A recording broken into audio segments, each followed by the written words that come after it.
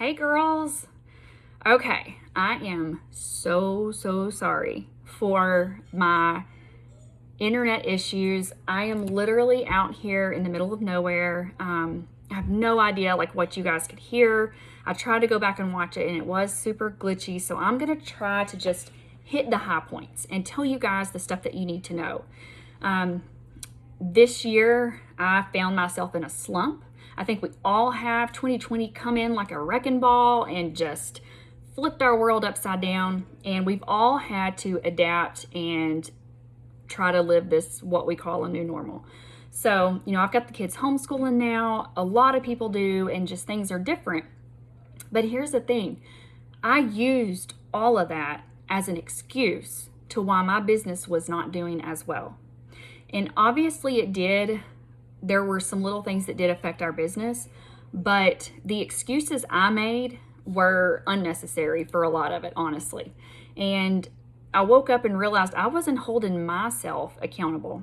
And so, I was doing really well in 2019. And then when 2020 came in and everything happened with COVID, my numbers just dropped. And I think we all went through that because of the out of stocks and all that. But even when stuff started to stock back up, I never really recuperated from that. So September comes around, which is what we're in right now.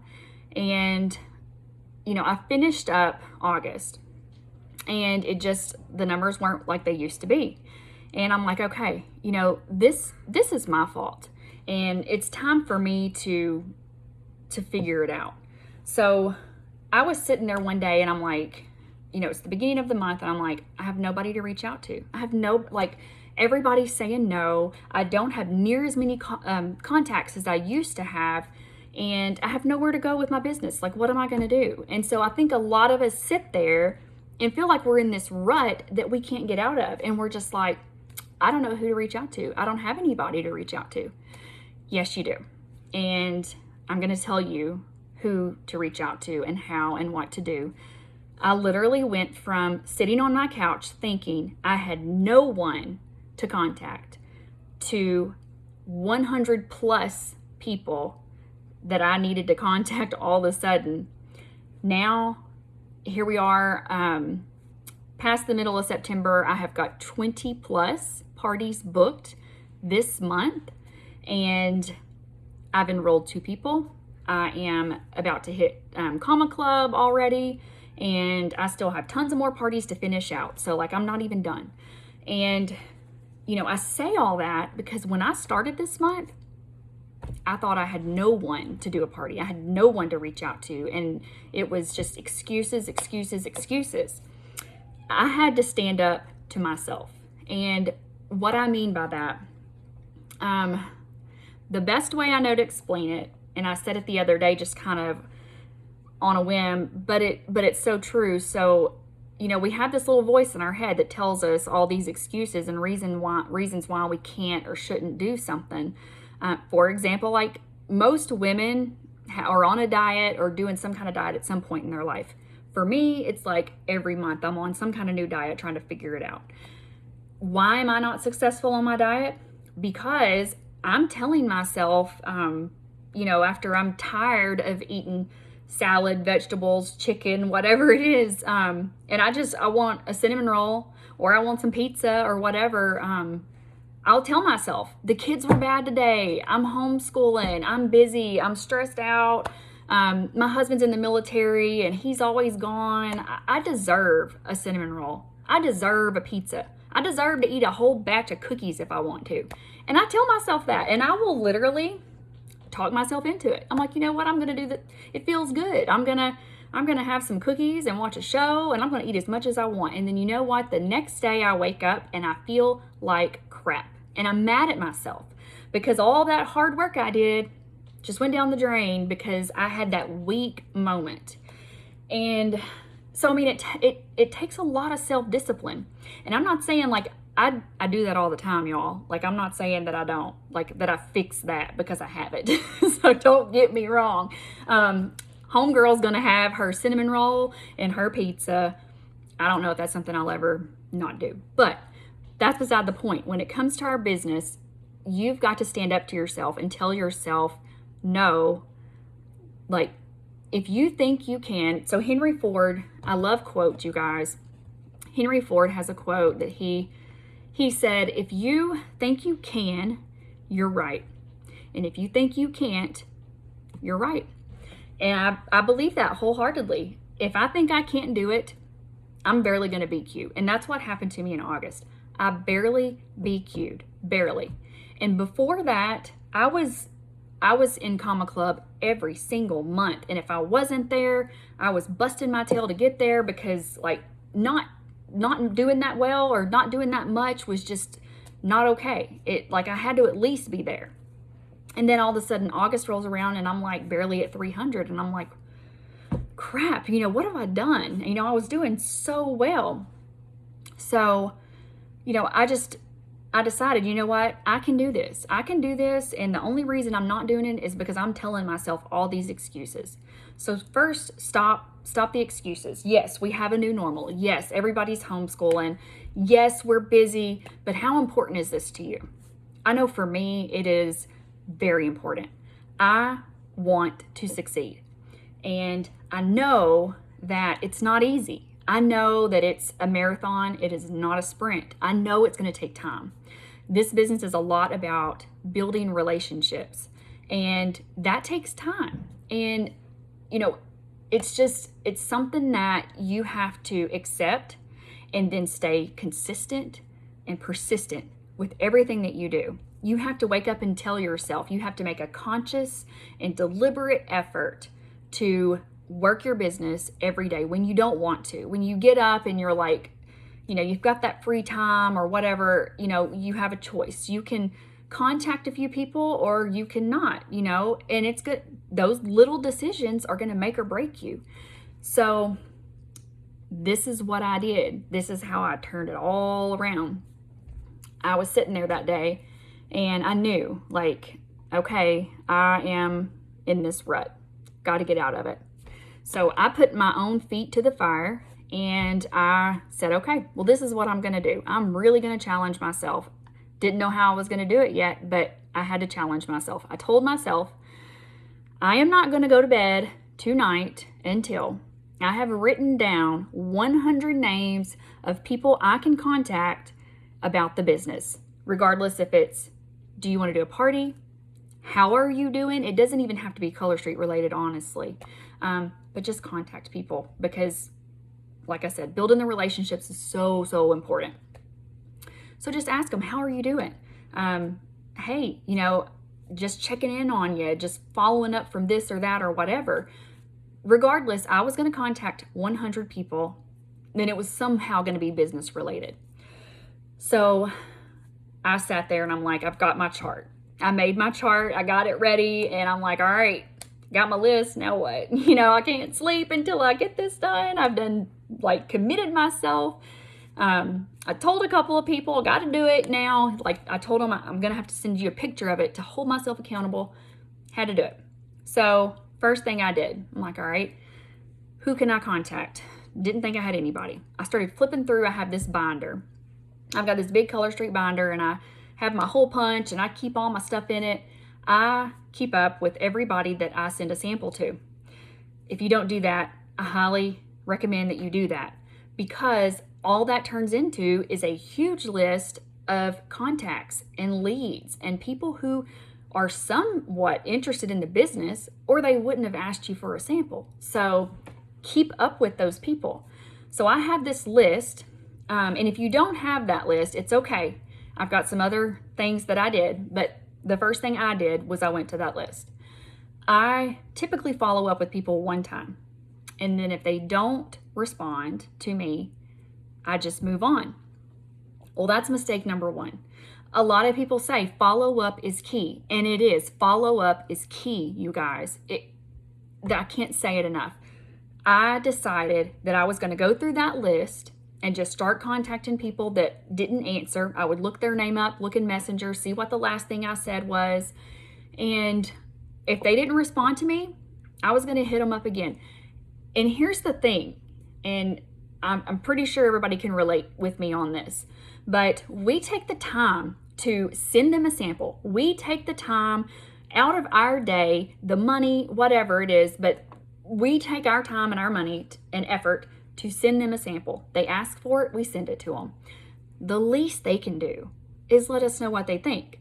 So if somebody doesn't respond to me, I finally I was like, you know what?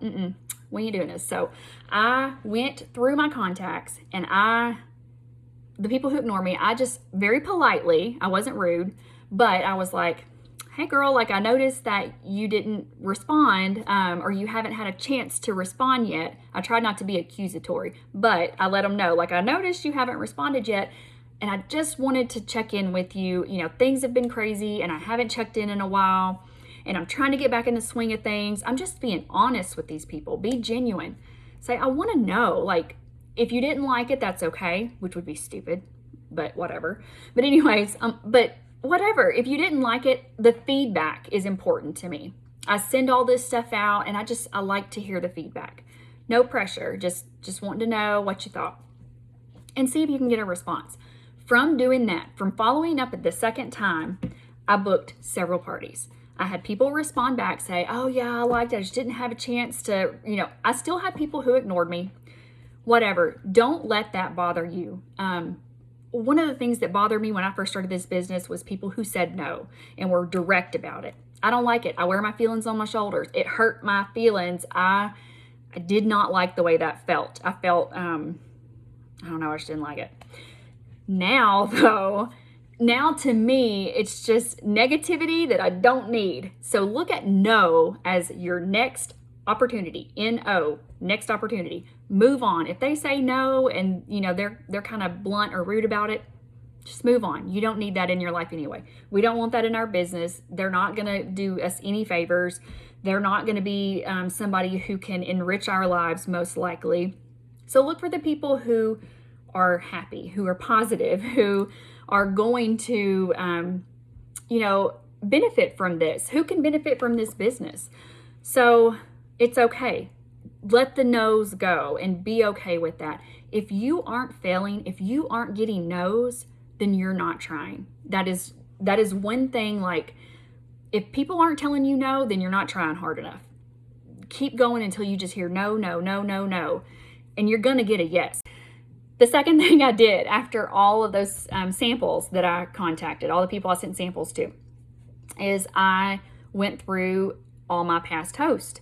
I went back in my virtual office. I looked to see who hosted parties for me, and I started contacting all of those people, especially the ones who did really well with their party.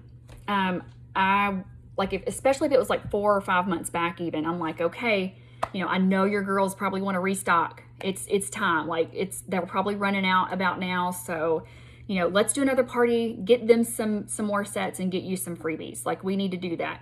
Fall just released. Like, let them know the good stuff that's going on. Fall just released. Halloween is coming out. It's going to be so fun. Let's do something. Like, and sometimes I'm honest with people if they're kind of reluctant, like, I don't know if I want to do one right now.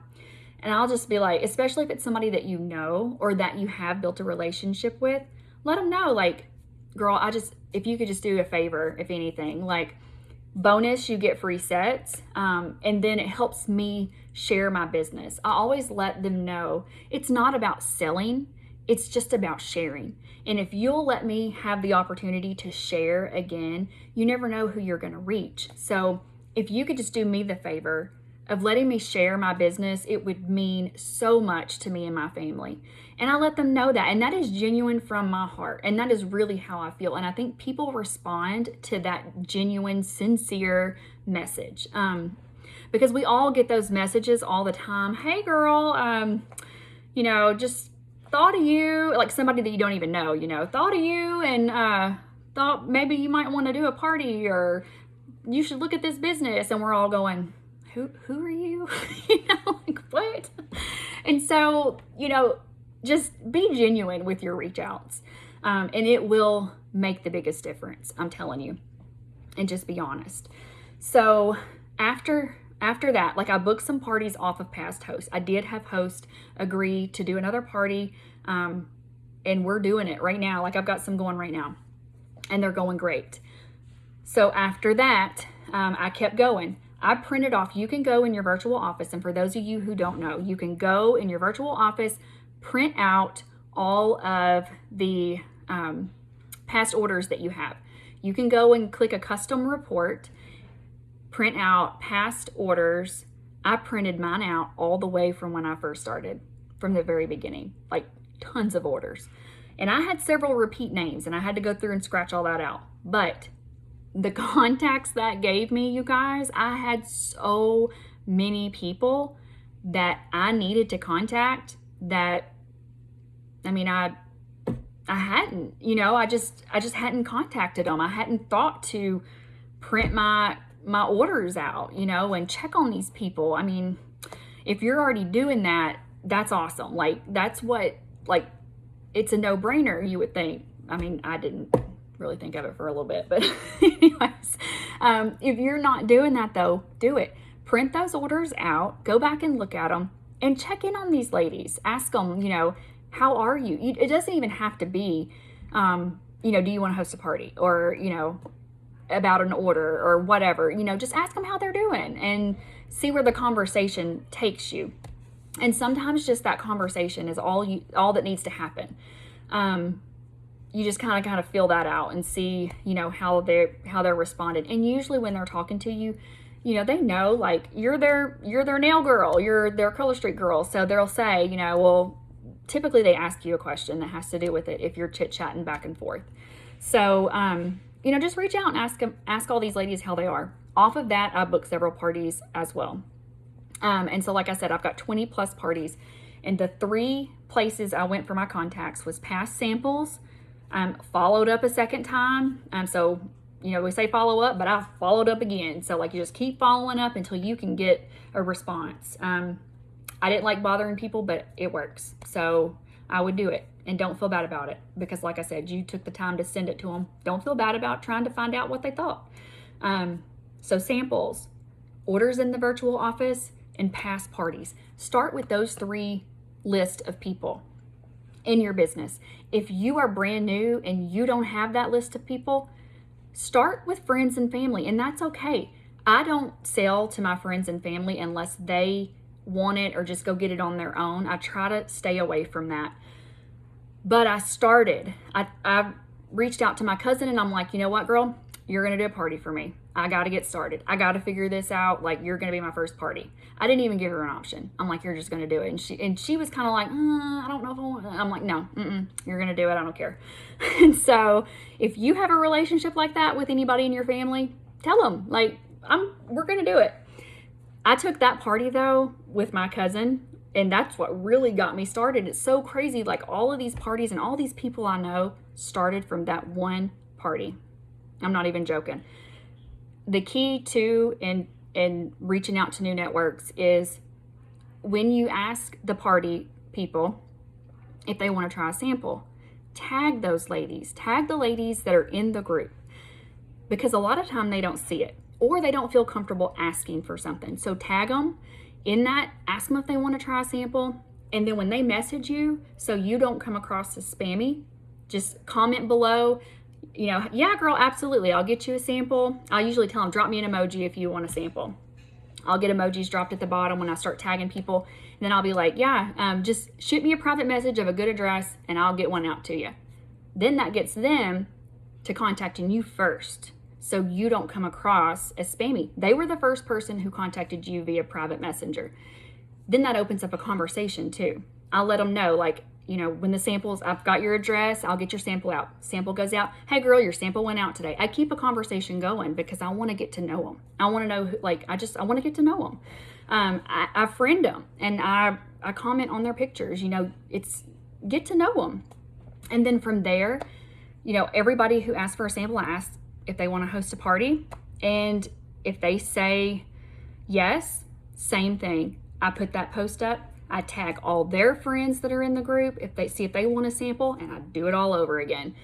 Same thing, and just do it, repeat.